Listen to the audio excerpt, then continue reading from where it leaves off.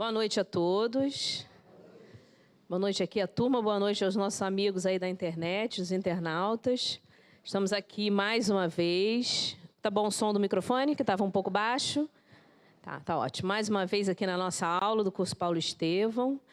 Já estamos caminhando na segunda parte do nosso livro, e hoje nós vamos entrar num novo capítulo.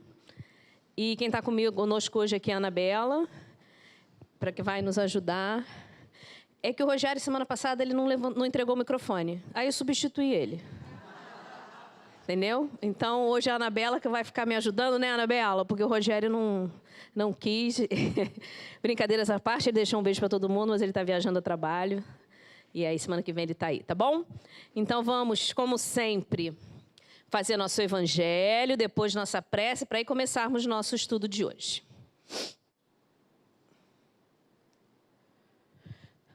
O nosso evangelho de hoje nos fala dos bem-aventurados, os pobres de espírito, porque deles é o reino dos céus. Mateus 5:3. Continua sendo, dentro do Sermão da Montanha, todas as nossas bem-aventuranças. Nos diz o seguinte: a humildade é uma virtude muito esquecida entre vós. E os grandes exemplos que dela vos têm sido dados são pouco seguidos. Será que podeis, sem a humildade, ser caridosos para com o vosso próximo? Não, pois a humildade iguala os homens. Mostra-lhe que são irmãos, que devem se ajudar mutuamente e os conduz ao bem. Sem a humildade, apenas vos enfeitais de virtudes que não tendes, como se vestisseis uma roupa para ocultar as deformidades de vosso corpo. Lembrai-vos daquele que nos salvou. Lembrai-vos de sua humildade que o fez tão grande e colocou-o acima de todos os profetas. Despertai, meus irmãos, meus amigos, que a voz dos Espíritos toque vossos corações. Sede generosos e caridosos sem ostentação, ou seja, fazei o bem com humildade.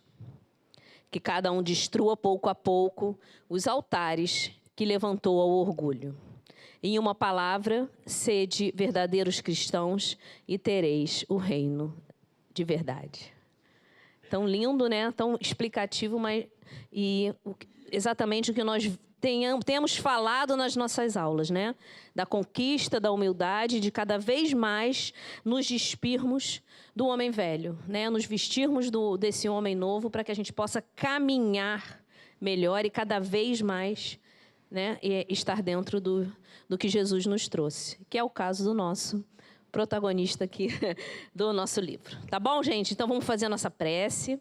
Sempre muito felizes por aqui estarmos, nesse ambiente de tanta fraternidade, nesse ambiente de tanta luz, que sentimos o amor da irmã Maria Angélica aqui presente, que todos nós aqui hoje possamos ter percepções aclaradas, corações receptivos, pensamentos ligados ao nosso estudo, que com certeza transcorrerá, como sempre, nesse ambiente de tanta fraternidade e amor que existe na casa da irmã Maria Angélica. Esse oásis de luz, de paz e de bênçãos para cada coração aflito que aqui chega. Então, de nossa parte, confiando na presença amiga dos benfeitores e sempre confiando na nossa irmã Maria Angélica, que possamos iniciar nosso curso de hoje. Graças a Deus. Então, como já tínhamos falado, hoje nós vamos ver o capítulo 2 da segunda parte, que se chama O Tecelão. Todo mundo sabe por que se chama o Tecelão, Primeira vez que a gente vê, a gente não entende, Depois que a gente lê o livro, é que a gente vê por que o título é O Tecelão, tá? Então, como sempre, nós vamos recapitular o que falamos na aula passada. Como fui eu mesma que dei a aula, então não tem problema de eu mesma recapitular, gente? Então, o que a gente falou aqui na aula passada? Quem lembra? Alguém se lembra? Está todo mundo esquecido? Como é que é? Ninguém lembra? Cris, quem... A Vera que diz, o pessoal está de meio-dia para tarde. A Vera fala isso. Então, vamos lá, vamos lembrar lá. Quando a gente começar a falar, vocês vão lembrando. O Saulo tinha encontrado Ananias, E aí, depois daquele encontro, ele acorda revigorado, feliz, não é isso? Se sentindo muito bem, e resolve procurar novamente o Sadoc, que tinha fechado as portas da casa para ele quando ele chegou, né? Lembram? A Damasco, que não estava em casa dessa vez era verdade, né, gente? Porque ele já tinha saído lá com os levitas para a sinagoga. Beleza? Lembraram? E aí, o que aconteceu lá depois?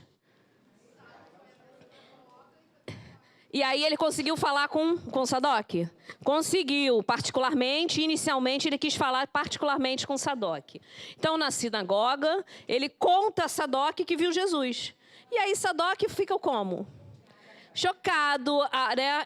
Achou que ele não estava bem da cabeça, mas o pior de tudo é que ele zomba, né?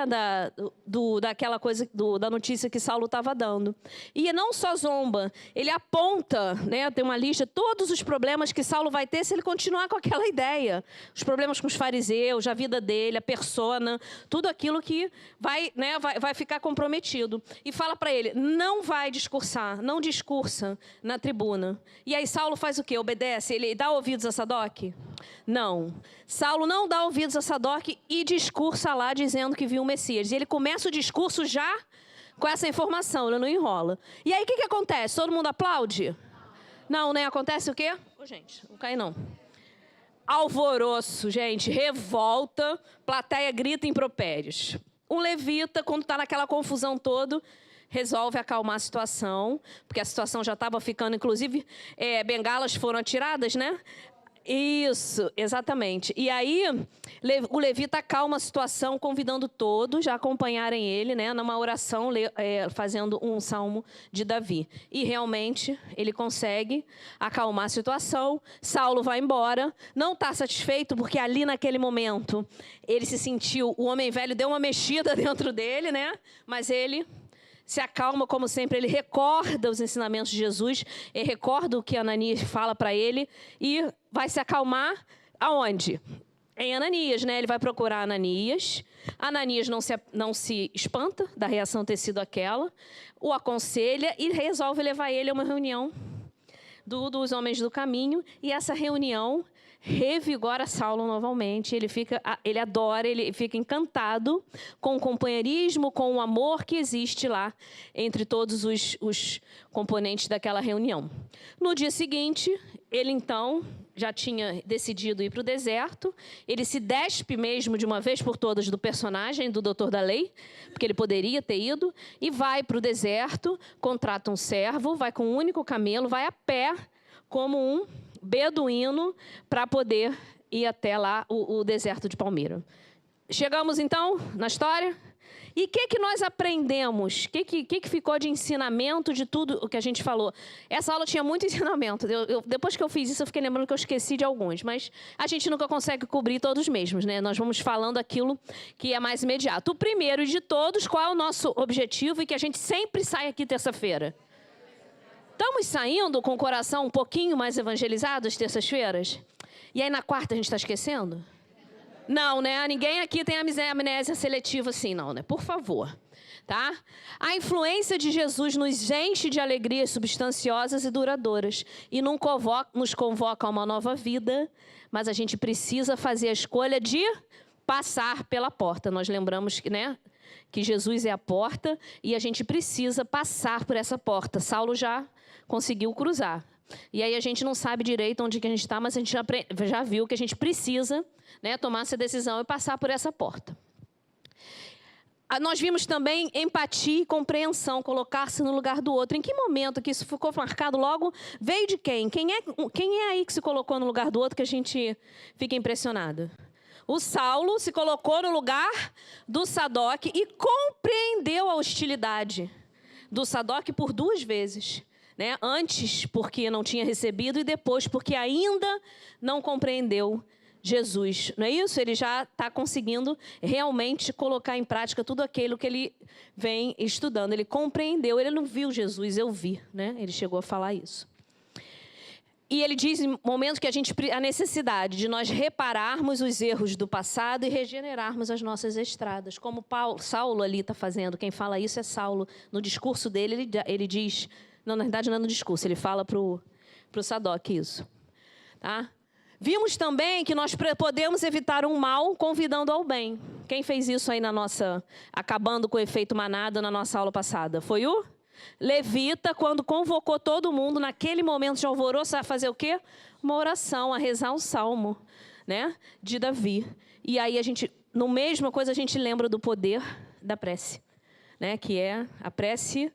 A gente sabe que é uma prece de coração arromba as portas do céu, não é assim que falam? Aliás, dizem que é uma prece de uma mãe. Isso a gente conhece bem, né? Quem é mãe aí sabe, essas preces que a gente fica doida. Né, Anabela? Liga aí essa desligada. Isso. Se fosse aqui, a gente ia cantar a música da irmã Maria Angélica. É isso mesmo. Na hora da confusão, mas aqui não jamais vai acontecer isso, né, Anabela? É a nossa prece, né? O nosso salmo de Davi, é a música da irmã. Mas que a música da irmã realmente tem um poder de acalmar os nossos corações. Não que a gente vá estar exatamente como hoje. A gente chega, está, né, atabalhoado, está conversando, está animado. Quando a gente canta, a gente serena o coração. A importância do preparo e do estudo para que a gente possa se habilitar a prestar um trabalho voluntário. E não só isso, né, na nossa vida. E a necessidade de testemunhar no sofrimento próprio para ensinar. Né? Então, isso é importante, que a gente precisa testemunhar. Não só para ensinar, mas saber realmente, né, quando está tudo bem, tudo no oba-oba, está tudo ótimo, né?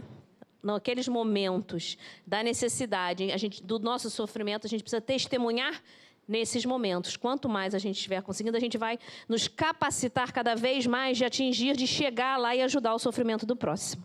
Não é isso?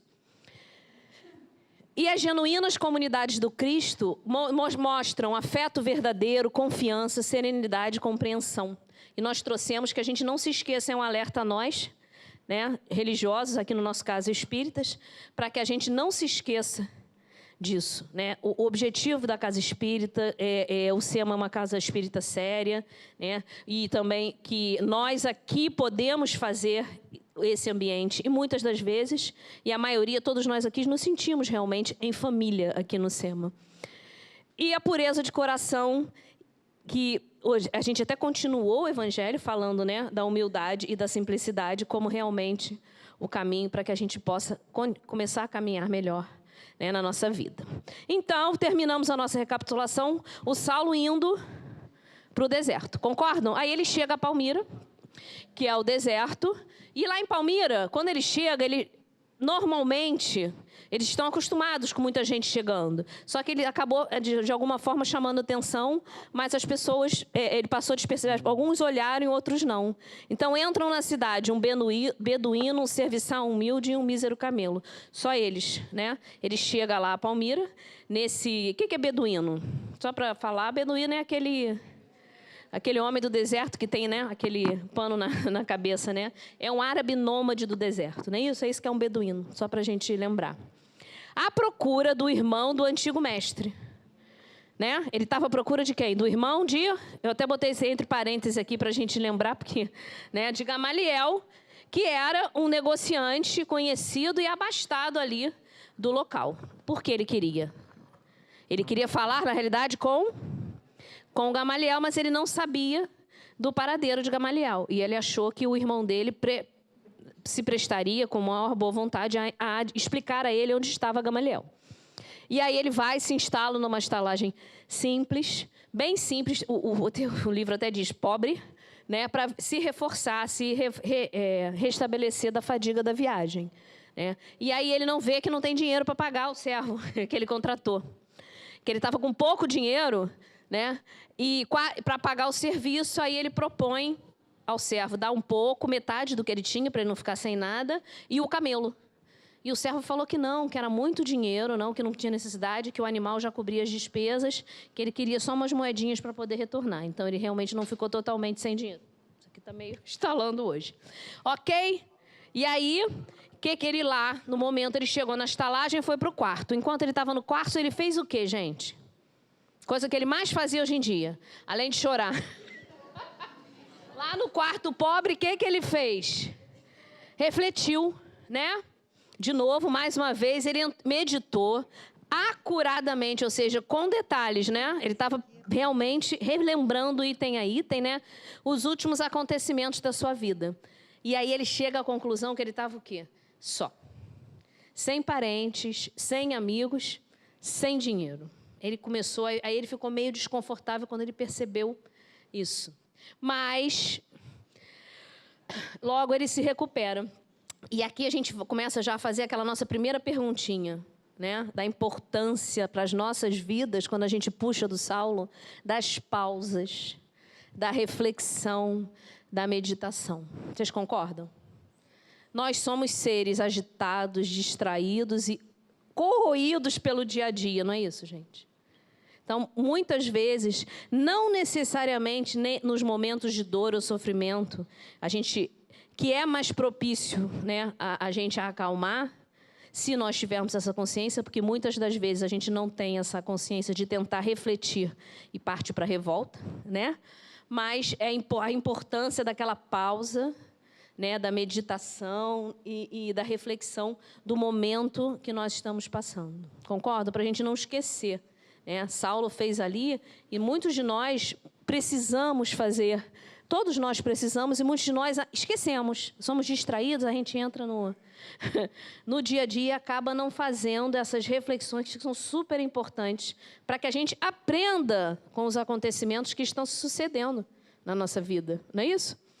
Então, vieram os medos e as incertezas nesse momento que ele parou, porém ele começou a se questionar, e se ele não encontrasse o socorro que ele estava procurando em Gamaliel? Ele não tinha dinheiro mais, ele estava sem recursos financeiros. Ele ainda, se vocês observarem em alguns momentos nesse capítulo, volta e meia ele fala da preocupação com o dinheiro, porque ele ainda realmente está muito envolvido, né, no mundo material, que ele vivia no doutor da lei, ele provavelmente ganhava bem, né? E ele ainda está envolvido realmente, né, com essa preocupação, que é até justa, porque ele precisa subsistir. Ninguém vive de luz. Então, ele tem essa preocupação. E ele era acostumado a vidão, né? Viver no luxo, a ter muitos recursos. Ele se sente inseguro ali, né? Exatamente. Só um instantinho, deixa eu botar água aqui. Então, né, ele se vê ali e começa a refletir. E ele sente realmente, né, uma profunda o quê? Ele fica amargurado, uma amargura invade o coração dele. E aí, o que acontece nesse momento? Ele entra em desespero? Não, ele se lembra de alguém. Hã? Ele não se lembra? Ele se lembra de quem? Da cena de Jesus. Eu acho que o espírito dele deve lembrar até hoje dessa cena, né? Toda vez que eu vejo isso aqui, eu fico pensando. Se bem que já caminhou tanto, já deve ter tido tantas outras, né, maravilhosas. Recordou-se do Cristo e a lembrança daquela visão gloriosa e maravilhosa. E aí aconteceu o que com ele? Encheu-se de conforto seu espírito desolado. Será que a gente também se lembra de Jesus?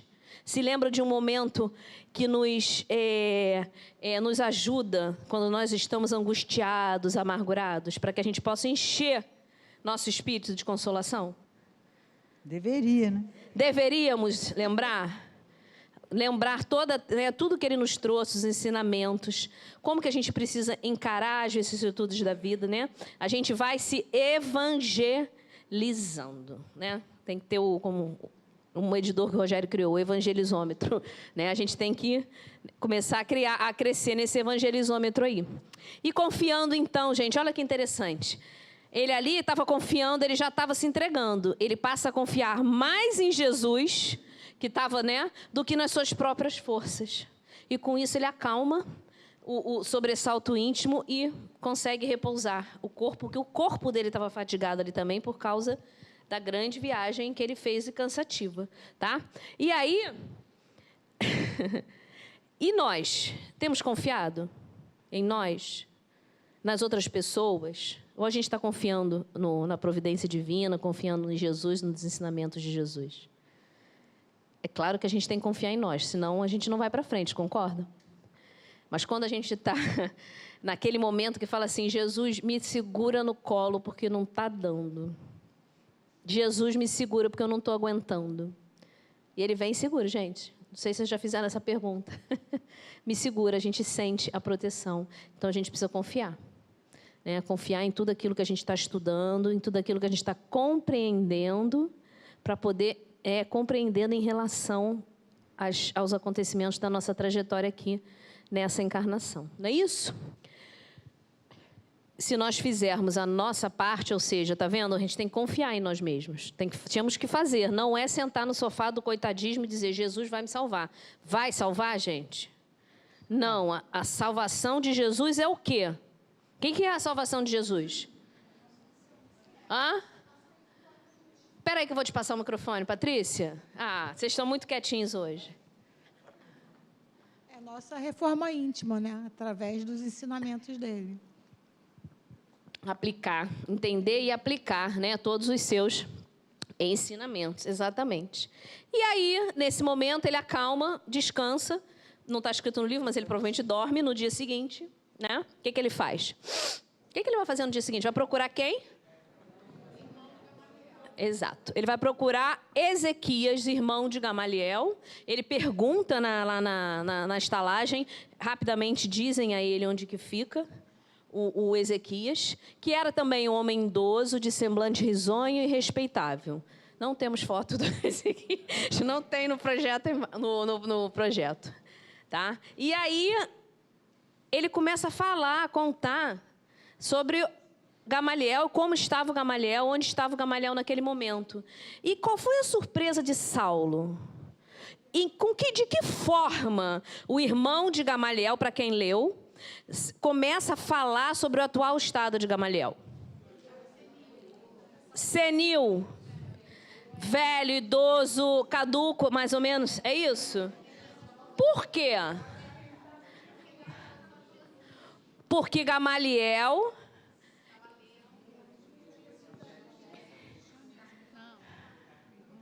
A aluna é tímida, se der o microfone, ela não fala. Porque Gamaliel estava lendo as escrituras que ele tinha pego com Pedro em Jerusalém. Estava agindo de uma forma diferente que sempre agia, não estava dando bola mais para o trabalho da matéria. Então, ele começa a falar que o Gamaliel está muito diferente. Passa dias em uma cabana abandonada, à sombra de tamareiras em um oásis. E ele vai falando e o Saulo vai se sentindo mal com o julgamento de como ele estava falando do irmão. Só que, na verdade, ele devia lembrar que ele também pensou a mesma coisa de Gamaliel. Não é verdade?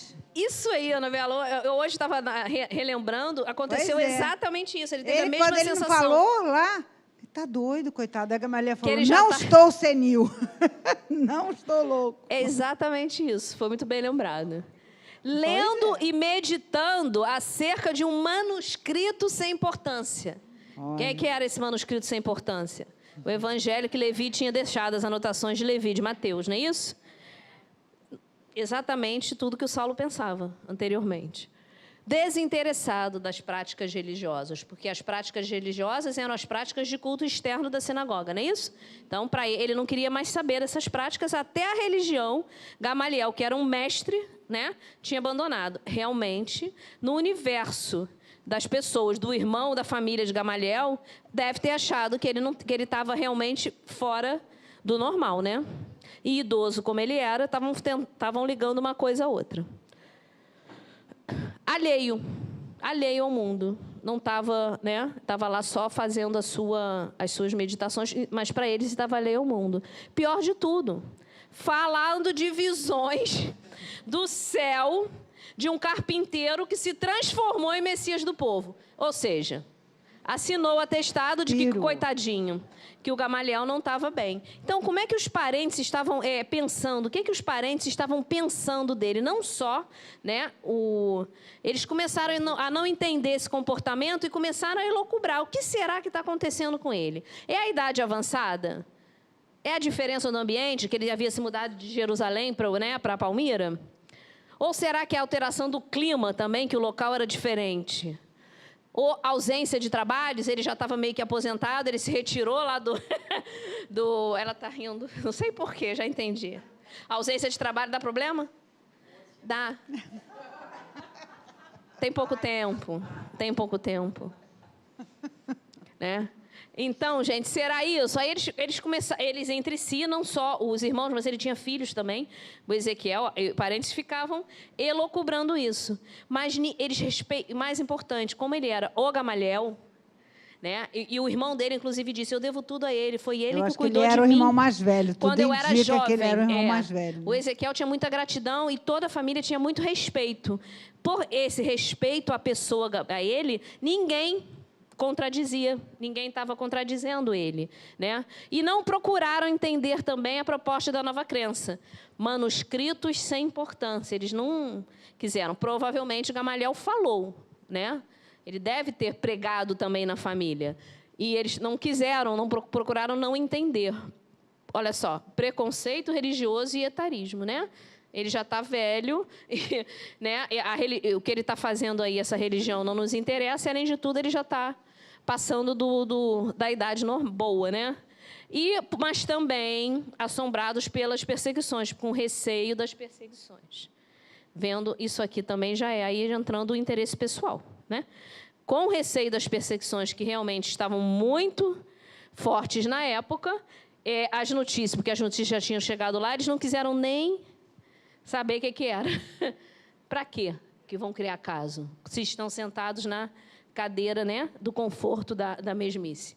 Eu não estou aqui, a gente aqui não está falando que a família do Ezequiel era má, que o Ezequiel era má, nada disso. Né? Nós estamos só enfocando essa forma de como a família encarou a transformação, a mudança de atitude de Gamaliel, ok? E aí, mas ele fala para Saulo onde está Gamaliel, e Gamaliel vai ao encontro, Saulo vai ao encontro de Gamaliel. E aí, quando eles se veem, muita alegria, agora Saulo vai chorar mesmo, né?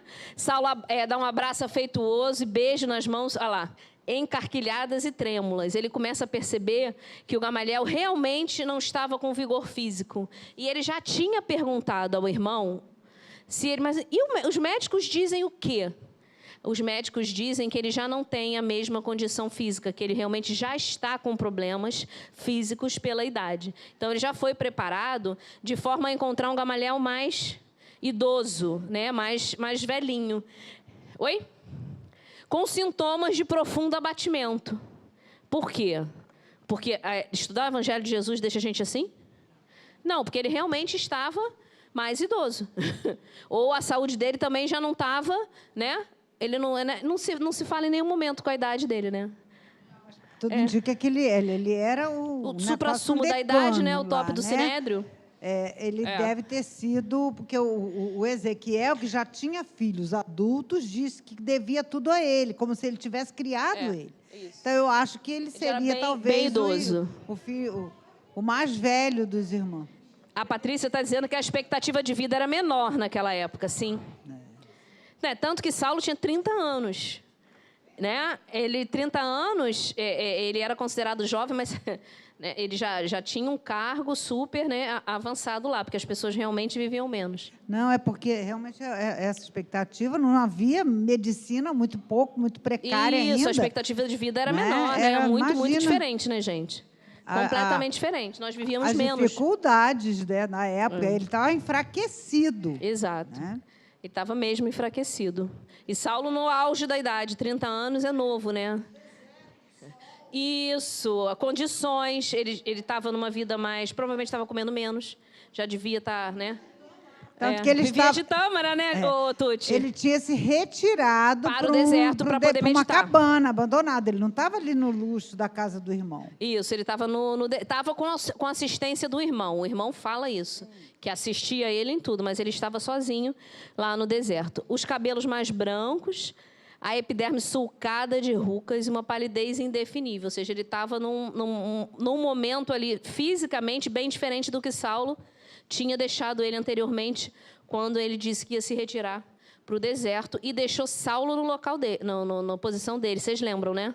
Que Gamaliel deixou Saulo na posição dele. E aí, após relembrar em Jerusalém os amigos, Saulo conta a Gamaliel do seu encontro com Jesus às portas de Damasco. E Gamaliel fala assim, gente, não foi à toa, então, que eu acreditei na coisa certa, né? Gamaliel se emociona, né? Ele não havia aceitado Cristo em vão. Ao terminar o relato, Saulo está em prantos, né? Como diz o Rogério, completamente desidratado. Desidratado. Ainda bem que... Será que antigamente tinha sinusite? Porque se eu chorar muito, eu morro de dor de cabeça, fico com sinusite o tempo todo. Sempre acontecia. Já devia ter, né? Só ninguém sabia. Mas no deserto não tem, é seco. Não sabia o nome, né, Cris? Então, esse foi, né, o início do encontro.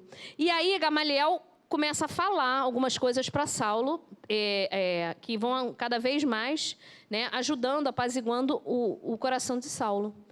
E ele diz o seguinte, olha lá, a visão de Damasco, ou seja, Saulo vendo Jesus em Damasco, bastará para a consagração da tua existência inteira ao amor do Messias. Por isso que você falou que até hoje, quem sabe, ele, espírito já tão adiantado, talvez isso ainda seja marcante. É muito marcante, ele deve ainda, né, se lembrar.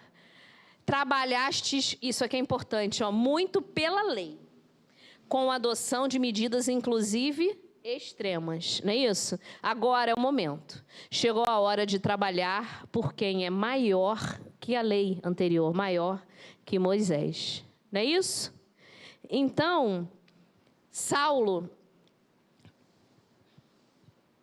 diz que está sendo objeto de singulares e radicais transformações. Ele fala para o Gamaliel que ele realmente está se transformando, está compreendendo, está entendendo que aquilo ele está interiorizando e aplicando. E aí, o que eu vou perguntar agora para vocês?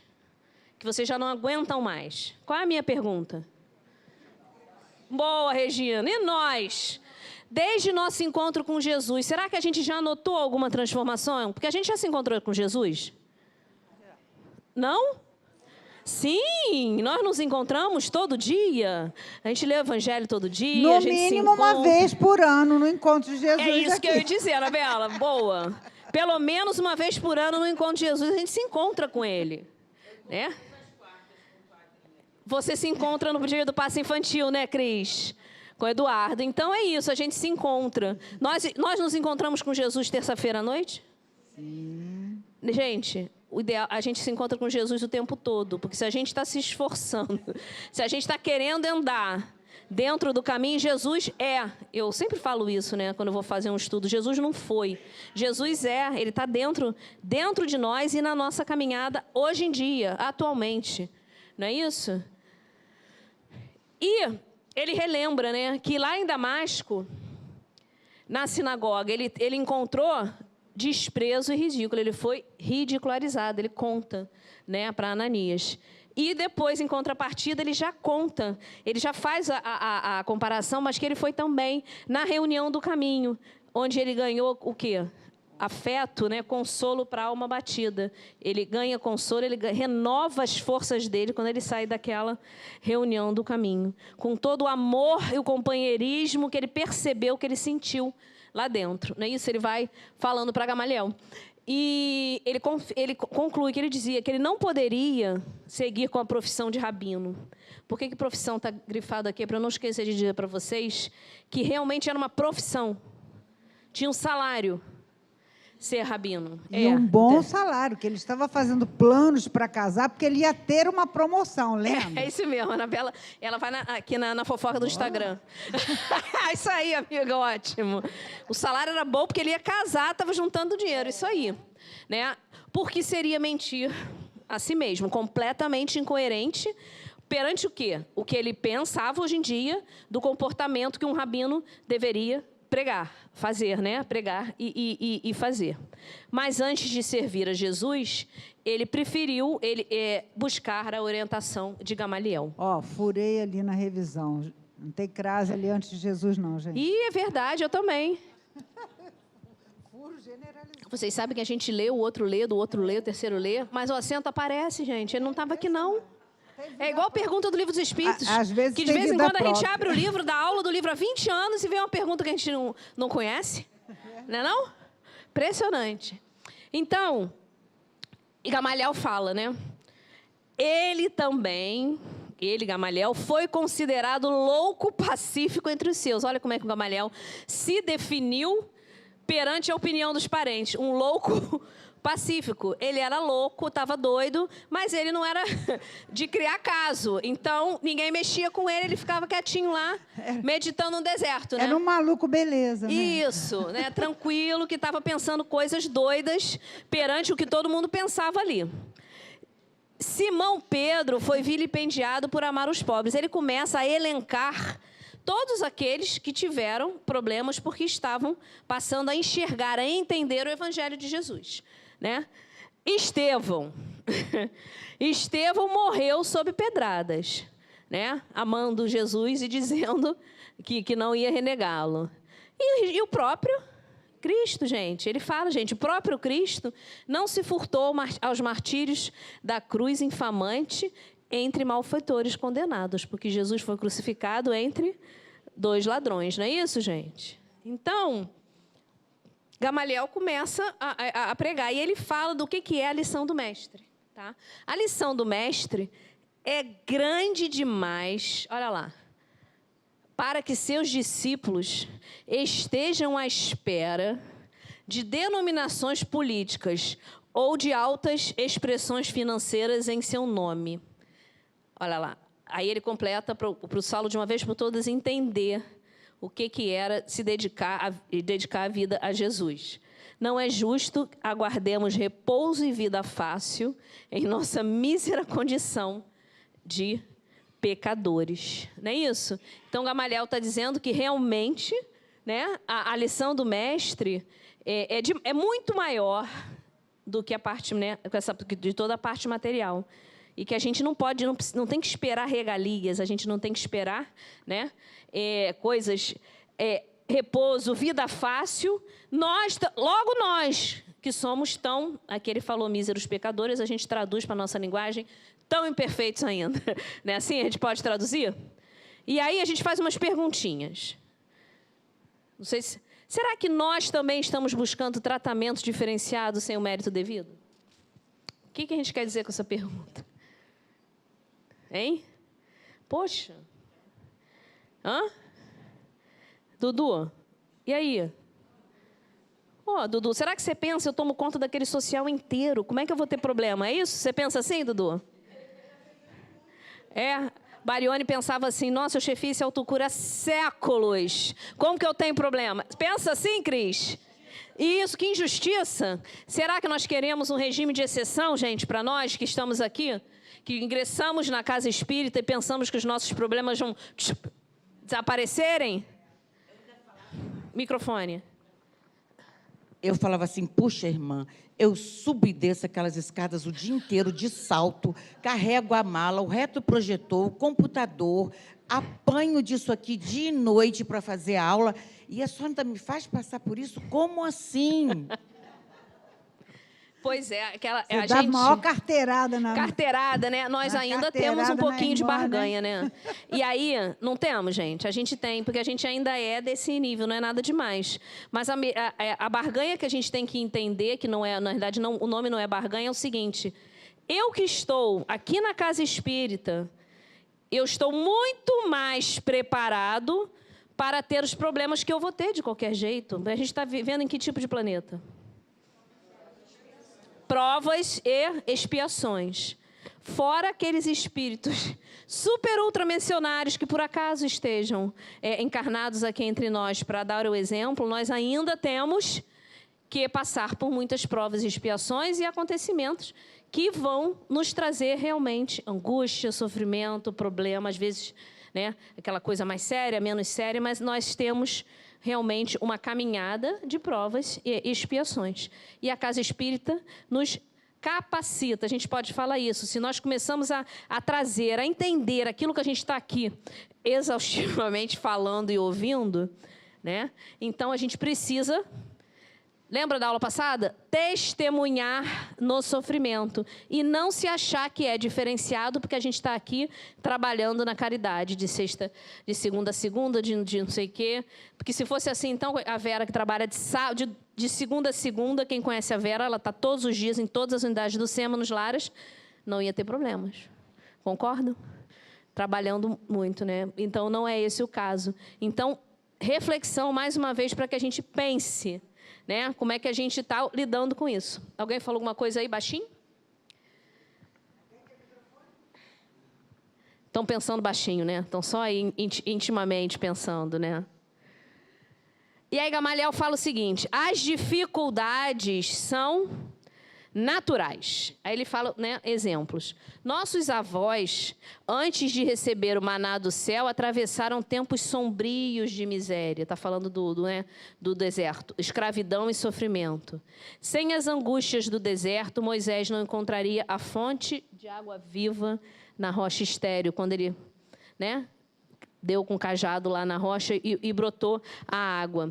E o que seria, então, essa terra da promissão? E aí, para quem leu, ele pega agora e fala que ele, enfim, entendeu o que era a terra da promissão, que os profetas falavam. O que é a terra da promissão? O Evangelho de Jesus, né? A terra prometida é o Evangelho de Jesus Cristo. Ele até fala no livro, lá no texto, ele cita um pedacinho do Antigo Testamento, que... eu não me lembro dos nomes, eu esqueci de anotar. Caleb, né? Caleb e Josué. Isso. Caleb e Josué que entraram lá. Eles, a despeito de todas as coisas contras, porque aí ele diz que no momento que a gente quer ir para frente e fazer a coisa certa, a gente encontra o quê pelo caminho? Obstáculo. Gente que incentiva as dificuldades e mais o quê? Pessoas que se comprazem em nos dizer: você não vai conseguir, não vai fazer, lá é muito perigoso, não faz isso, como é que você vai prestar caridade no lar? Lá é uma comunidade, não vá. Não sei se você já ouviu isso, Dudu, de algum voluntário, né? Provavelmente, eu não vou, entendeu? É claro que a gente não vai se arriscar numa situação muito... porque a gente também tem um instinto de conservação e a gente precisa preservar a nossa vida material, que é instrumento de evolução. Mas... não é isso? Nós vamos encontrar, sim, milhões de dificuldades no momento que queremos fazer, quando nós estamos buscando a terra prometida. E aí ele cita esse trecho do Antigo Testamento, dizendo que eles foram, a despeito de todo e qualquer... diziam que tinham seres danosos, monstros... que comiam carne humana. Que comiam carne humana, tudo isso. Ele está citando aí o Antigo Testamento, e a gente sempre gosta de falar, porque a gente ouve pouco, um pouquinho mais de... Aliás, eu fui procurar saber o que era esse maná aí. Fala.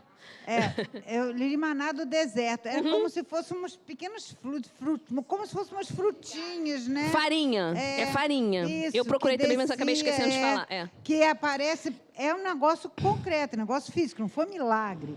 Mas é raro acontecer, né? E eles estavam protegidos, claro, né? Pela espiritualidade maior. Né? Com certeza. Então, todo mundo, tudo fazem para realmente nos desanimar, né? Nos tirar do prumo. Dá tempo que a aula hoje não está muito longa. Vou dar um exemplo, que acontece com quase todo mundo. Quando você começa um trabalho ou quando você vem para a casa espírita. O que é que você sente na hora da reunião pública? Tudo! Dor de cabeça, sono, né? Não, hoje não vou, não. Deixa para amanhã. Não, amanhã não vou, não. Mas são 12 reuniões por semana, tá, gente? Que a gente tem 12. Chega no final da semana, acabar nas 12, a gente não foi. Não, aí desanima. Aí entra para um trabalho mediúnico. Mas todo dia eu tenho dor de cabeça. Começou o dia, já acordo com dor de cabeça. Né? Ou então a secretária falta exatamente no dia que você vai se ausentar para o trabalho. Isso acontece, não tem como. É isso aí, ó. A gente tem que esperar, as dificuldades vão acontecer. Nós precisamos ter o quê? Persistência, força, comprometimento, vontade. É um atributo, é o maior atributo da nossa alma, né? Que a gente não se esqueça disso, é a vontade. Tá? E aí ele diz que precisamos adaptar-nos. Olha que interessante. Adaptar-nos ao Evangelho é descobrir outro país cuja grandeza se perde no infinito da alma. Porque essa construção, gente, é aonde? É externa? A terra prometida está lá depois do deserto? Né? Está em nós, não é isso? Eles não encontraram a terra prometida. É que nem Jesus sempre falou do reino de Deus, né? Todos os ensinamentos de Jesus mostravam que o reino de Deus está dentro de nós. É isso, a construção é interna. É por isso que ele fala, o país cuja grandeza se perde no infinito da nossa alma. Ele está ali dando, né, a lição para o Saulo. Tipo assim, Saulo, segue, vai em frente. Ele está ali falando, né, para o Saulo. E Saulo, ele está realmente animado, mas ele começa a pensar de novo em quê? Mas como é que eu vou fazer tudo isso se eu não tenho dinheiro? Né? A sabedoria do ancião renovava-lhe as forças. Seria indispensável simplificar a vida e recomeçar a luta. Mas como? E aí, né? A gente tem que se colocar no lugar Como? dele, né? De repente é uma queda brusca. Como? Ele não estava acostumado com isso. Vontade ele tinha. Ele parou para mas pensar, como é que eu vou conseguir continuar me mantendo? Ele ali parou para pensar. E aí, Gamaliel falou assim, eu sei que a sua família é abastada, que seu pai tem dinheiro, mas ele não é eterno. Gamaliel fala isso para ele. Ele já é um senhor, ele vai morrer, desencarnar um dia. O pai de Saulo realmente era abastado, mas e se este não estiver presente amanhã? O que você vai fazer? E Gamaliel, para variar, começou a dar dica para ele do que ele precisava fazer. Hã? Dá o jeito. Até agora, essa parte é muito interessante. Foste rabino da lei. Olha só, ele dizia que ele era preocupado em caçar os erros alheios. O rabino da lei, preocupado com os erros alheios, ganhava dinheiro vigiando os outros. Era o ofício dele, né? Na vigilância dos outros. Agora você tem que recomeçar a tarefa como homem. Ou seja, o que é isso aqui? Ele, né? Dele, cuidando da vida dele. O problema é de trabalho, de esforço pessoal. E aí ele faz o seguinte, uma coisa que Saulo não tinha pensado. Saulo, você vai recomeçar como você começou, como você aprendeu em criança. Recomeçar com o que aprendeu na juventude, que é ser tecelão. E, realmente, naquela época, os meninos aprendiam o ofício dos pais.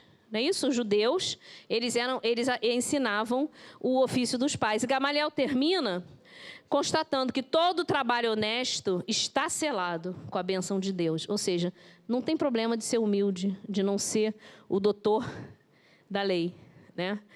E depois eu estava até lembrando, lá na frente já um pouquinho, quando ele vai mexer no tear, é para a aula que vem, ou na outra, eu nem sei, que a pessoa olha as mãos... Falo, que mãos são essas? O amigo lá, quando ele vai sentar para tecer junto, que mãos são essas? Mãos delicadas, né? E aí, Saulo lembra de quem nesse momento? De Jesus, que não se furtou. Ih, não, peraí, gente, pulei, peraí. Mas ele estava sem dinheiro, não é isso? Ele começou a pensar, o que ele poderia fazer? Voltar a Jerusalém? Não, porque iria se arriscar demais. Eu acho que inverteu a ordem, tá, gente? Mas depois, porque não era para ser esse, mas não tem problema que a gente entende. Hã? E aí, né, ele seria tecelão, sim, depois de ser rabino. Né? Ele ali começou a entender que ele poderia ser, não é isso? E ele diz, depois ele faz a própria intimamente dizendo que isso era mais honroso do que ficar sob os holofotes do poder. Ele mesmo pensa sobre isso. Tá? E aí, toda planta é frágil quando começa a crescer. Olha só. Né? Ele começa... O Gamaliel vai falando, né? As tricas do farisaísmo. O que poderia impedir ele? A gente não falou que muitas coisas vão impedir? A falsa ciência dos doutores, as vaidades familiares. Tudo isso era o quê? Um perigo para quê? Para desviar o Saulo do caminho, não é isso? Pois é, abafar. Poderiam abafar... Anabela sumiu um slide. O slide de Jesus. Não, está lá na baixo. Mas está errado. Poderiam abafar a semente gloriosa que Jesus lançou no coração ardente de Saulo. Não, e é interessante que Gamaliel fala para ele assim, que ele diz que ele não tem recursos para ir para Jerusalém. Ele falou assim, os recursos são de menos, a gente podia conseguir. Mas não vale a pena você, por causa de tudo isso aí. Isso aí. Né? Porque você vai correr risco. É a semente, né? Olha a parábola do semeador aí, né? Como ir para Jerusalém, né? Se tudo isso aqui poderia acontecer com ele, era o risco. Era o risco. Entendeu? E aí ele, né? Ele fala do irmão, o Ezequiel. Ezequiel era o outro. Ezequias tinha tendas de trabalho em oásis mais distantes. Ele tinha essas tendas de trabalho.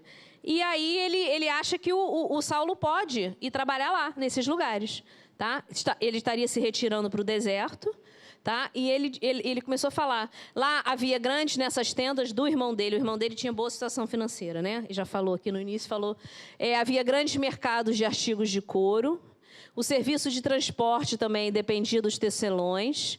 Né? Seria uma oportunidade para Saulo, que iniciaria, a partir dali, uma nova existência. E tomaria o tear com humildade. Né? E aí a ordem ficou invertida, mas não tem problema. Como fez Jesus.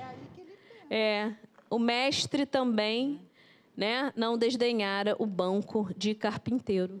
Não é isso? E como ele lembra disso? Porque ele chamava o tempo inteiro Jesus de quê? Aquele carpinteiro, aquele que era como ele se referia a Jesus, né? Ele conformava, né, com ele. Como que um carpinteiro... né? E agora ele está vendo... Lembra ali, o que Gamaliel falou, toda profissão... Né?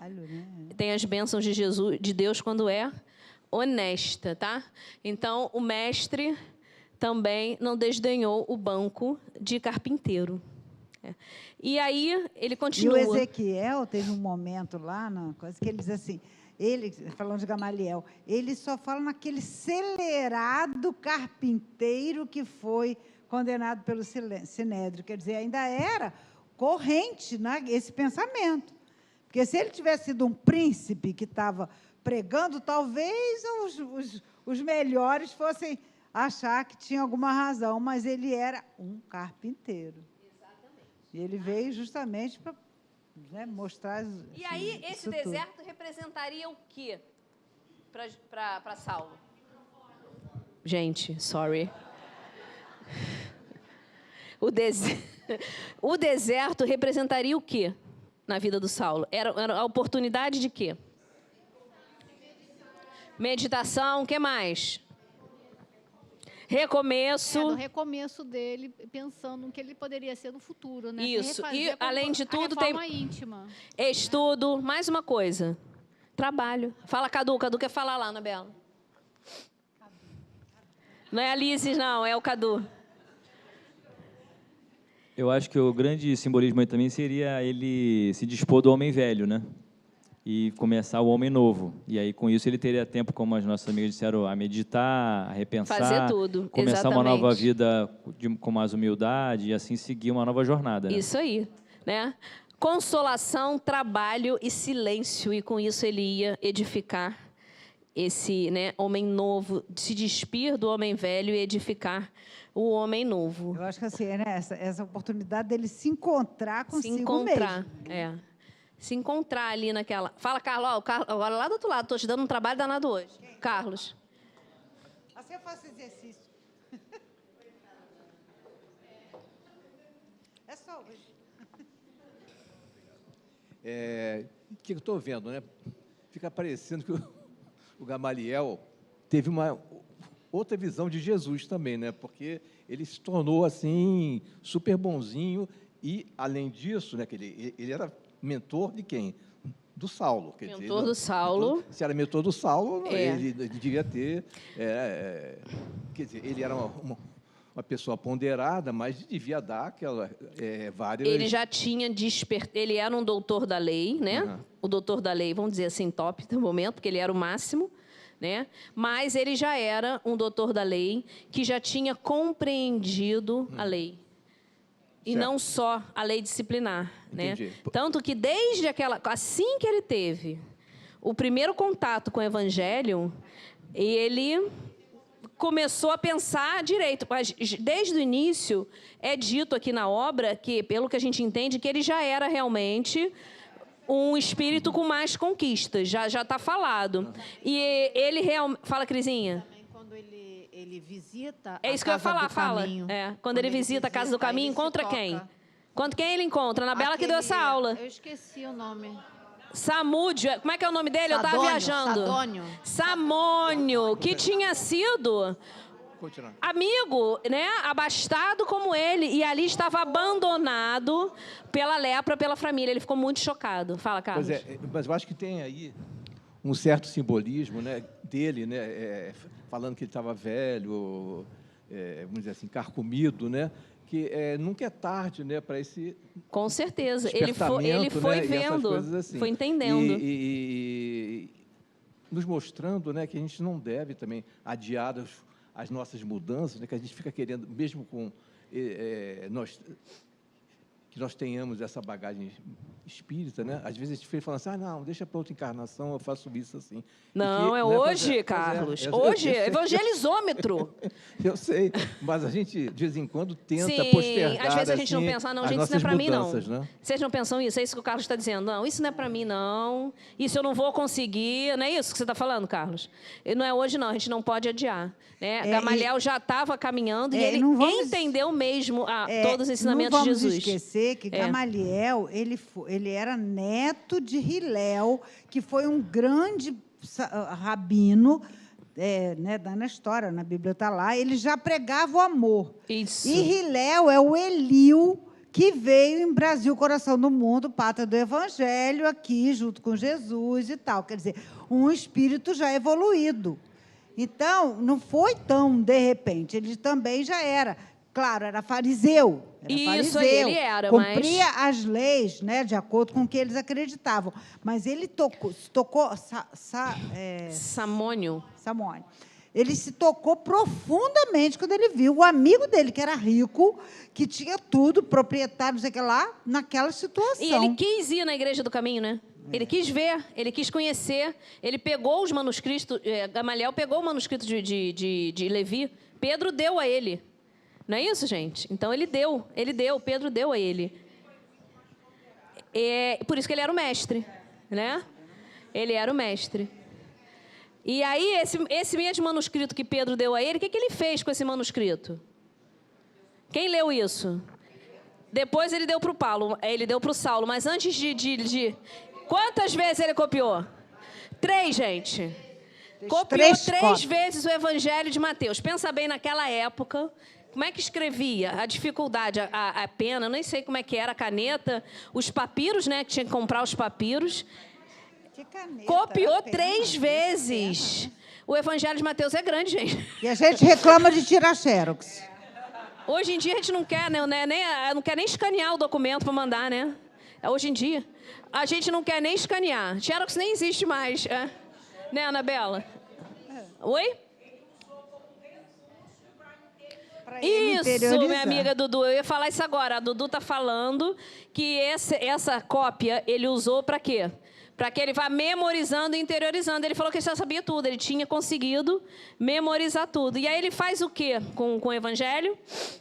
Gamaliel, né, entrega a Saulo uma cópia completa das anotações de Levi. Ele entrega o original que ele recebeu de Pedro. Ele entrega o original que ele recebeu de Simão Pedro. a Saulo. Aí o Saulo até fala, mas espera aí, isso aí foi um presente, foi uma recordação de Pedro. Como que você está me dando? Ele falou, não tem, eu estou te dando por quê? Em primeiro lugar, eu quero que você chegue lá na Casa do Caminho para falar com Pedro e ele identifique quem você é e que eu te dei esse evangelho. E ele disse também assim, como assim, eu já estou no fim da minha vida, você está começando a pregação, né, de Jesus.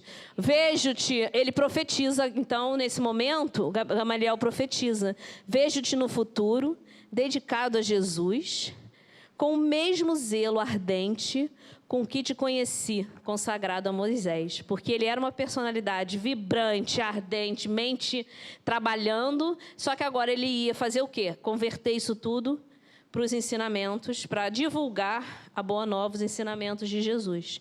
Se o mestre te chamou ao serviço, é porque ele confia na tua compreensão de servo fiel. Então, quando nós somos chamados ao trabalho, a gente vai pensar que não dá conta? Alguém aqui pensa nisso? Eu dar palestra? Que isso? Não posso. Eu evangelizar? Não. Ir para a reunião mediúnica? Deus me livre, eu não sei não, tenho até medo. Está numa casa espírita séria, né? Espiritualidade séria no comando, direção encarnada séria. Você foi convidado, porque você Pode, porque você precisa, porque você tem que estar ali naquele caminho. Então, vamos dizer sim. Nada de ficar, né, com medo. Normalmente as pessoas não querem ir para a reunião mediúnica, né? Mas quando a gente vai, a gente adora. Né? A gente não... E aí... eu só tinha aqui a minha orientação esqueci de falar das cópias. Gente, e aí Gamaliel deixa então a choupana e vai lá no deserto com Saulo e vai lá para a casa do irmão, porque ele quer pedir ajuda ao Ezequias. Ele explica a história de Saulo e pede apoio ao empreendimento, mas ele tem o cuidado de não expor quem é Saulo. Em primeiro lugar, que o Saulo era a gente pode até falar isso, o terror em forma de gente encarnada, para todo mundo, perseguindo todo. Ela gostou. Quem que riu? Não preciso dizer para vocês que foi a Cris, né? Então, ele explica a história sem revelar totalmente toda a história, né? Ele tenta, e Ezequias tenta convencer a deixar Saulo em Palmira mesmo, porque ele explica as dificuldades de isolamento lá, no deserto, mais onde ele queria ficar. Que realmente ele era um homem solteiro e jovem, que ele não ia aguentar ficar isolado, distante lá no deserto. Tá?